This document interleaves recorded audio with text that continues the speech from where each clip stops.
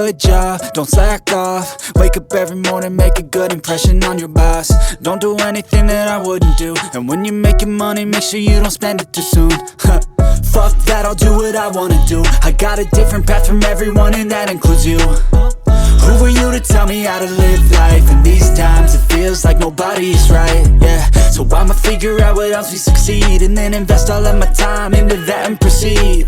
I need whatever the hell could make me happy, and I don't think you have a clue what could that be. They tell me that I'm never gonna make it. They want me to do something that can make sense. They hate when I keep dreaming I'll be famous, but I don't give a fuck, I'ma keep chasing. They tell me that I'm never gonna make it. They want me to do something that can make sense. They hate when I keep dreaming I'll be famous, but I don't give a fuck, I'ma keep chasing. I think this life could be special if I get rid of the devils. They think that I am a rebel, I think they want me to settle. There's nobody on my level. They think that work is too stressful, I think that work is essential. The grind is all in your mental, and I don't think you understand what I'll go through just to be in control of my life soon.